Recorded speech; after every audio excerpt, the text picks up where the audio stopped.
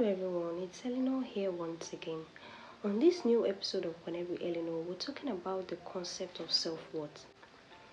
Over the years, I've realized that many of the things we do when it comes to people pleasing, trying to make others happy, trying to be somebody we are not, is because we feel like it is only when we do things for others and they tell us that wow, you're such a caring person, that is when we feel like we are actually caring. But it's not supposed to be so. So in today's episode, I'm going to give us the depth of what self-worth is, how it relates to our mental health, how it connects to our relationship, and how we can have our self-worth, how we can know that self-worth is not something that has to do with external validation. It has to do with what is on the inside of us.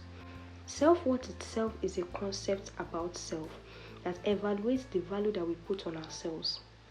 It is one of the words we can use to describe how we feel about ourselves, which in turn underpins the actions that we take towards others. Self-worth itself describe how we feel about ourselves. There are so many people that they can describe how they feel about someone. I like this person is my friend, she's loyal, she's this, she's that. But the question is this: how do you describe yourself?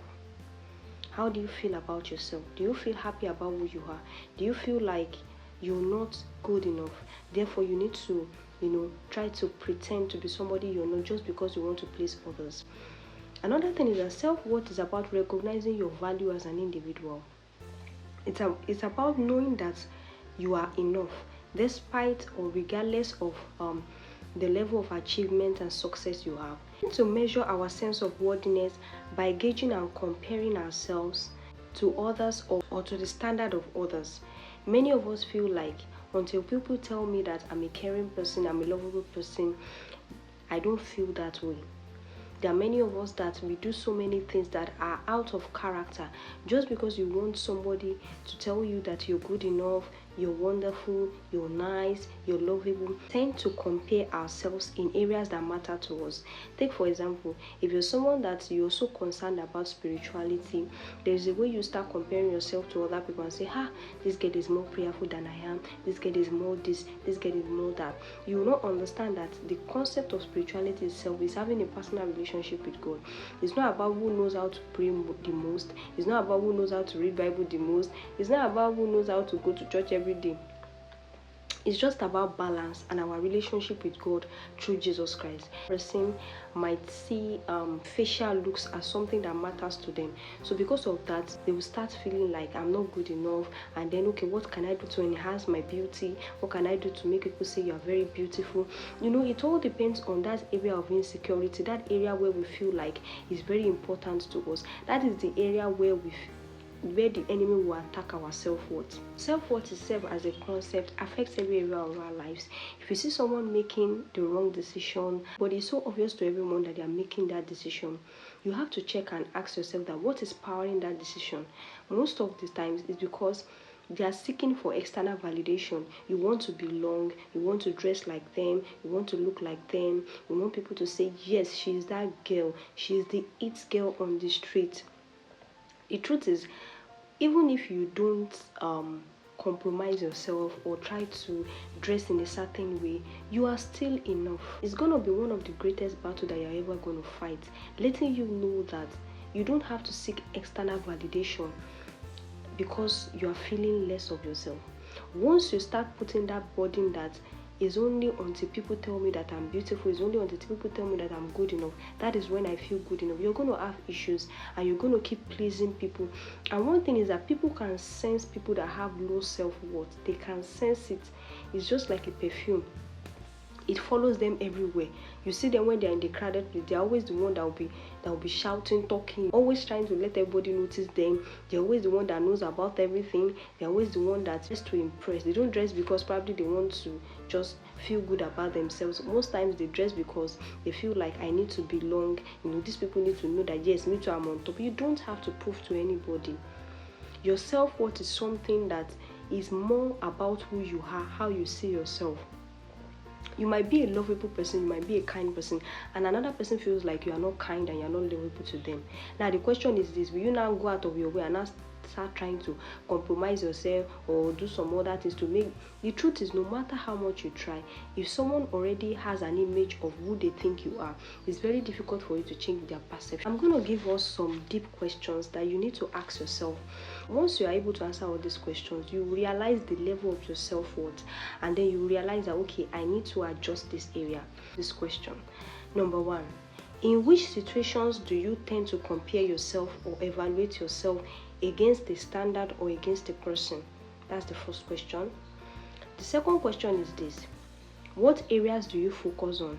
Is it your dressing? Is it your looks? Is it your spirituality? Is it your career? Is it your finances? Ask yourself that question. Another question you want to ask yourself is this: have you ever pretended to be somebody you are not, thinking it will help others accept you more? Answer that question. Another thing is this: in which situations do you find your sense of self-worth growing? Ask yourself that question. The fifth question you need to ask yourself is this: what are your insecurities and where do they manifest? Once you are able to answer these 5 questions, you will get an idea of how you see yourself.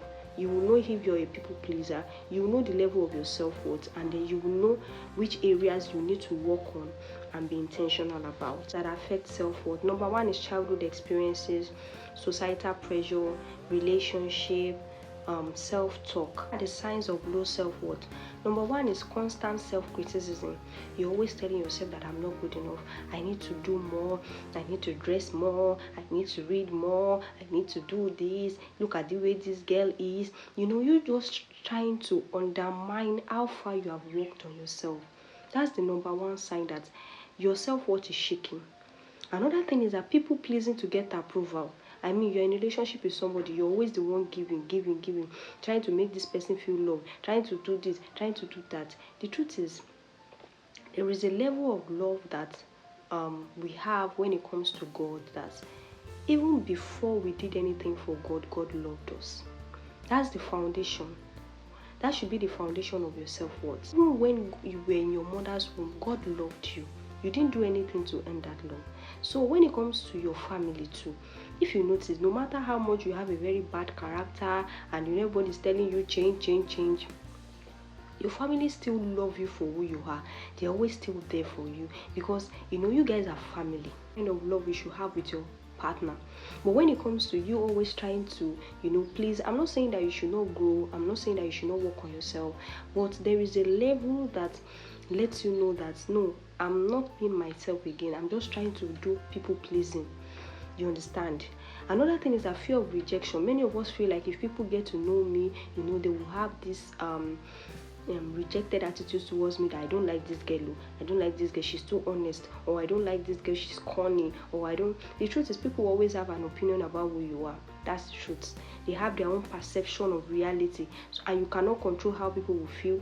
Even if you tell yourself that I'm a nice person, I'm a caring person, I'm always there for others, and then you ask somebody close to you to describe you, and then they use another thing that is completely opposite of all the things you sell to describe you, there's nothing you can do.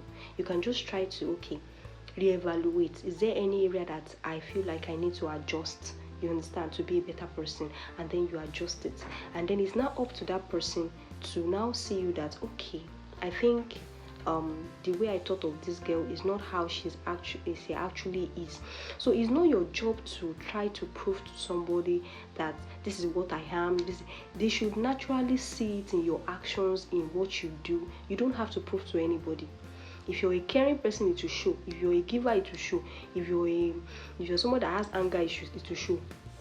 You understand? So all those things, you don't have to pretend or try to prove that, yes, no. All those things are not necessary. I believe that by doing the right thing, being yourself, being in your natural elements, people will naturally pick up on all those things and actually see you for who you are. So another thing is that people that have low self-worth, they have difficulty setting boundaries. They can't say no because they don't want others to, see them as, like I said, this issue of boundaries. A lot of people are lacking in the area of boundaries because they are so obsessed with how people think about them. You have to fight it with everything inside of you. I know that it's not easy when you feel like the people that love you the most, you don't want them to see your weaknesses, you don't want them to see you as somebody that is weak, you don't want them to see you as this, as that. But the truth is, the people that love you, even though they know your weaknesses, they will still accept you for who you are. You understand?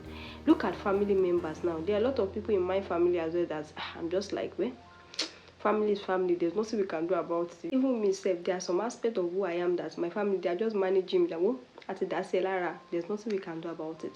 So you now trying to prove. Don't you get tired of trying to prove and prove? Just be yourself, be good to people, do the things you normally do, be in your natural element. Automatically that will let them know that, okay, the way I'm seeing this person is not really how this person is. By doing what you know that, okay, is in your natural element. You don't have to be excessive about it. Question is this: how do you build self-worth? The first thing is positive self-talk. You must never say negative things about yourself. The second thing is self-awareness. Be aware of how you feel about yourself. Be aware of who you are. If you know you're a people pleaser, be aware of it, and how can you stop it? Being on people pleasing is not now that you now be harsh on people or you be disrespectful, but is you not doing things out of the ordinary, like doing things excessively that you normally do, things that are not you. Things that are not you, just because you want this person to like you. Don't do it. Just be yourself. If this person will like you, they will like you, and if they will not like you, they will not like you. It's just like our family. We are always ourselves, our family members, because we know they don't have trade. They will like us. None. There's no way they want to push us to. So just like you're with your family members too, just be like that with people. The people that will love you will still love you regardless of what anybody says about you. So another thing is that set boundaries. You have to protect your energy and time. Even though I myself, I struggle with this area of setting boundaries as well, because I always try to consider others before I consider myself, which is something that you need to work on as a person. You need to set a line. You need to draw a line that this is the limit of what I can take. It's not because you're a bad person. It's because this thing is already affecting your mental health and you need space. So another thing that I would say is that self-care. Make sure you work on yourself. Take care of yourself. Love yourself. It is when you are okay within who you are, you're comfortable in your own skin, you're not feeling like you feel like you're good enough. That is what will radiate to others. And if they now feel like, okay, this girl is just being too much, then that's their opinion. Another thing is that acknowledge your achievement. You've gone so far in life. You've worked on yourself. You're working on your dreams. So why should you feel less? Why should you tell yourself that it is until people hail me, it is until people do this before I feel like, yes, I have arrived? No. You are already there. You've already arrived. As long as you're working on yourself every day, you're growing, you're working on your weaknesses, you're being intentional with your family, with your loved ones, you're taking care of others, and no one will stand it taking care of yourself as well. You're already there. You already arrived. That's just the meaning of the word arrived. It's not until people say, that girl has gone far, she has done this. That's when you now feel like, yes, I've gone far. No. So know yourself. Don't compare yourself to others. Have a growth mindset. Affirm yourself, and just radiate that love to others as well. So it's not about being perfect. It's about being real and valuing yourself enough to live authentically. Self-worth is unconditional.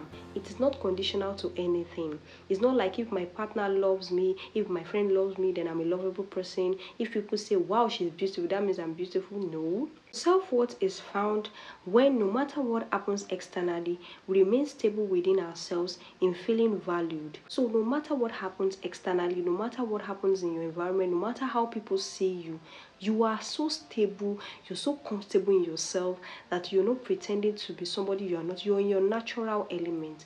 That is what it means to have a stable self-worth.